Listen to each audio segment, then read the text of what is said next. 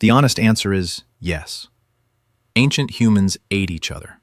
The evidence is clear, widespread, and spans hundreds of thousands of years across multiple species and every inhabited continent. But the honest answer is also, it was more complicated than that. The word cannibalism covers three very different things. Eating the dead to survive famine, consuming the remains of enemies killed in warfare, and ritually processing the bodies of your own people, your own family, after they died. Not as food, but as ceremony. The archaeological record contains all three. And the reason most people have never heard this discussed clearly is that the topic gets treated as a single thing, when it was actually many different things, for many different reasons, across a very long stretch of human history. We approach this topic the wrong way. The standard assumption. Cannibalism was rare, extreme, practiced only by groups we consider primitive or violent, something that happened at the margins of prehistoric life. The evidence says something else. Cannibalism appears in the archaeological record not as an anomaly, but as a pattern. Across Neanderthals and early Homo sapiens, across Europe, Asia, and the Americas, across tens of thousands of years. Most accounts stop at the survival case, the extreme, exceptional, explicable scenario. The logic is visible. People were starving. They did what they had to do. But the archaeological record asks us to go further. It asks us to look at communities where this wasn't exceptional at all, where it was regular, documented, repeated across generations. It appears in two very different kinds of sites where the evidence points to starvation, where the marks on bones tell the story of hunger, and sites where the evidence points to something entirely different, deliberate, careful, ceremonial treatment of the dead that included consuming them. Two things that look similar from the outside, two things that mean something completely different. To understand either, you have to go to the specific places where the evidence was found. And look at what the bones actually show. Because the bones are where the story is, not in the judgment, in the physical record of what people actually did. Your fingers are cold. The rock beneath you is wet limestone. The cave goes deeper than the firelight reaches, and the sound outside, wind, nothing else, has been the same for 4 days. Somerset, England. Roughly 14,700 years ago. The last ice age is ending, but slowly. The winters are still brutal. The hunting has been poor. The group at Gough's cave was small, probably between 10 and 30 individuals. They had been sheltering here for weeks. The food stores were gone. Outside, the temperature was well below freezing. The nearest other human settlement, if there was one, was several days' walk away. Over the previous week, 2 people had died, not from predators, from cold and hunger. Their bodies were still here. You are at Gough's cave. In 2011, Sylvia Bello at the Natural History Museum in London published a detailed analysis of the human remains found there. Bello's analysis found something specific. The people at Gough's cave had processed human bodies with the same systematic technique they used on large game. The cuts matched. The marrow extraction method matched.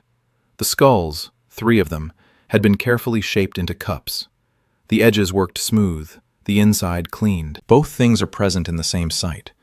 The survival logic and something else. Something that looks like ceremony. Something that says, even in this, we are doing something deliberate. Something more than eating. The people at Gough's cave did not do this because they were primitive. They did it because winter had lasted too long. At Krapina, in what is now Croatia, researchers found the remains of at least 80 Neanderthal individuals. Processed. The bones defleshed, cracked for marrow, arranged in ways that suggest deliberate handling. This happened 130,000 years ago.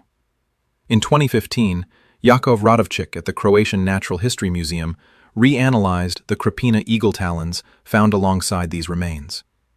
He found deliberate modification consistent with jewelry. Neanderthals at this same site, in this same period, were making ornaments. That combination is what makes Krapina significant. This is not a site that shows hunger. The defleshing pattern is too deliberate, too complete, to fit the survival explanation neatly. What it fits better is the pattern seen in cultures that practice ritual secondary burial, processing the body after death as part of honoring the dead. You may find this harder to understand than the Gough's cave explanation. Survival cannibalism has a logic you can follow from the outside. People were starving. They did what they had to do. Ritual cannibalism requires something more. It requires imagining a world where consuming the dead was not a violation, but a form of connection.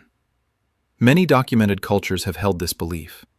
The body as the last gift the dead could give. Among certain groups in Papua New Guinea, this practice continued into the 20th century, not as violence, but as funerary ritual. To them, leaving the body to decay was the abandonment. Consuming it was the opposite. That context does not make the practice comfortable to think about. It does make it comprehensible. And comprehension is the only honest place to start. The same population that processed bodies also made eagle talon jewelry. That tells you something about what humans do with the things they cannot control. Think about what a skull cup means. Not as a symbol, as an object that someone made, took time to make, kept. At Gough's cave, the people who were starving also smoothed the edges of the skulls they had processed for food, cleaned the inside, made something they would hold again, later, in their hands. You're holding one now, in the way you can hold it only in imagination. It's cold. It weighs more than you expected.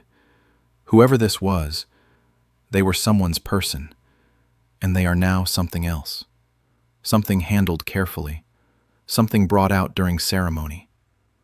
The people who made this were not separating the practical from the sacred.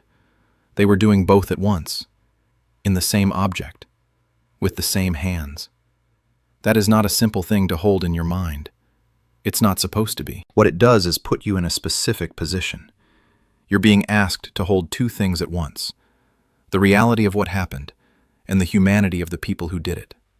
Not to excuse it, not to normalize it, just to see it clearly, without the false distance of assuming they were nothing like you. The three types of cannibalism in the archaeological record, survival, ritual, warfare, are not really three separate categories. They exist on a spectrum, and the same community could move across that spectrum depending on what the season was, what the loss was, what the tradition required.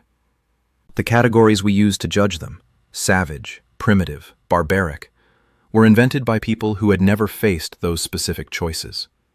In a world without hospitals, without stored food, without the infrastructure that makes other options available, the calculus is different. The things that feel unthinkable from here felt, from there, like the only option that made sense. All three were doing something human. They were doing what was available to them, with the understanding they had, in a world that did not offer easy answers. The people at Gough's cave were cold, they were hungry, and they made ceremony out of what they had left. They did what they had to do to survive. And then, with the same hands, they made something they would keep. That is not savagery. That is humans responding to the worst possible situation with everything they had. The discomfort you feel reading about this is real. It's also worth examining. We draw lines around what counts as civilized behavior. We draw those lines from a position of having enough food, having hospitals, having a framework of laws and taboos built over thousands of years of relative stability. The judgment we bring to this, the visceral distance we try to establish between ourselves and them, says something about us. It says we have the luxury of revulsion. That is, in itself, a form of abundance they did not have. Ancient humans did not have those things. What they had was each other, the cold, and whatever understanding they could build about what the dead were owed. The line between survival and savagery has always been drawn by people who have never been hungry enough.